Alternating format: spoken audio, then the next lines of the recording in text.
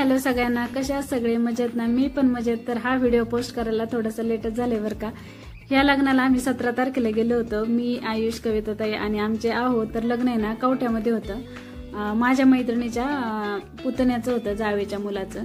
तर जाताना ना आम्हाला हे घोडे दिसले बघा, मलठणच्या घाटामध्ये जाताना.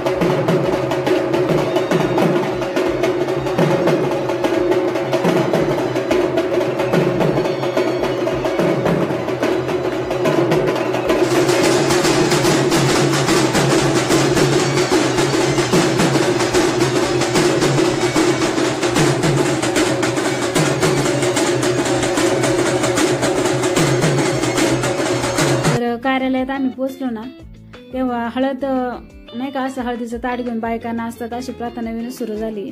तर ती प्रथा या पण लग्नात पाहायला मिळाली. अशी मी बऱ्याचदा 3-4 लग्नात गेले ना तर ही पद्धत पाहिली, नवीनच सुरू झाली. आणि आपल्या इकडे कसं एखादा ट्रेंड आला की सगळेजण तो ट्रेंड फॉलो करतात लग्नात. तसं पाहिलं तर छान आहे ट्रेंड, कारण एन्जॉय करायचे हेच तर दिवस असतात ना.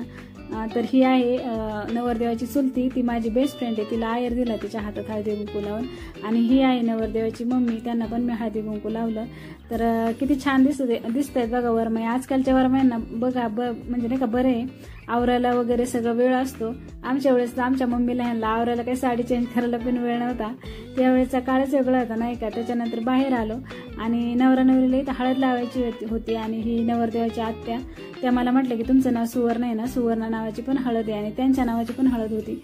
मग आधी नवरदेवाच्या आत्याने नवरा नवरीला हळद लावली आणि त्याच्यानंतर मी 2 नंबर आहे ना हळद लावायला घेतली.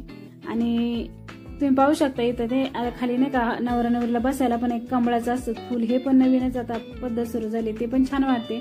फोटो वगैरे एकदम मस्त येतात त्याच्यात नाही का बसून काढल्यानंतर. तर तुम्ही पाहू शकता नवरा नवरी पण किती क्यूट जोडी आणि किती सुंदर दिसतात. आणि दोघांच्या चेहऱ्यावर आनंद ओसंडून वाहते. किती खुश आहेत दोघं पण. येताना आम्ही हॉलकडे चाललो होतो जेवणाच्या. तर आयुष आणि त्याचे मित्र बघा किती गेम खेळण्यात दंग आहे. आवाज दिल्यावर माझ्याकडे पण हसायला लागलेत. त्यांना माहितीच नव्हतं की मी त्यांचा व्हिडिओ काढते म्हणून. तर हसत होते माझ्याकडे बघून. त्याच्यानंतर आम्ही ना जेवणाच्या हॉलकडे गेलो आणि इथे ना मस्त असं जेवण होतं आणि मठ्ठा पण होतं. खरं तर आता पावसाळा चालू आहे, पण ते 17 तारखेला जे हे लग्न होतं ना तेव्हा एकदम ऊन होतं मस्त. त्यामुळे मठ्ठा वगैरे मस्त वाटत होतं लग्नात प्यायला, कारण गरमीचं आहे ना, बरं वाटतं जरा. त्याच्यानंतर जेवण करून निघलो. तर ही नवरदेवाची चुलती, त्यांच्या बहिणी वगैरे सगळ्या भेटल्या. त्यांनी आम्हाला रस्त्यातच तिथेच हळद वगैरे लावली. आणि मग आम्ही ना निघालो कविताताईंच्या घरी, कारण कवठ्यामध्ये कविताताईंचं माहेर आहे माझ्या जाऊबाईंचं. मग त्या म्हटल्या चला लग्नाला वेळ, चला आपण आमच्या घरी जाऊन येऊ त्यांच्या माहेरी. तर जवळच होतं 1-2 किलोमीटर. मग आम्ही त्यांच्या घरी गेलो बघा.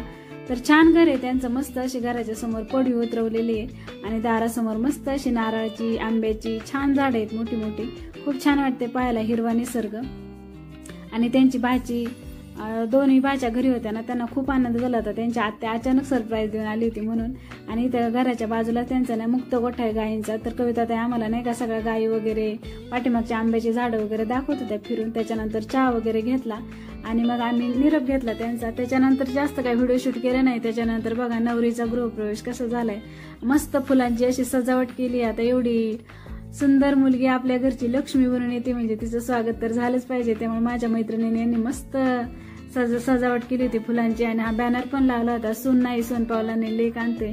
तर इथे छान असं तिने नाव घेतलंय मस्त. आणि छान असा गृहप्रवेश झाला. आणि त्याच्यानंतर आहे ना देवाचं दर्शन घेतलं.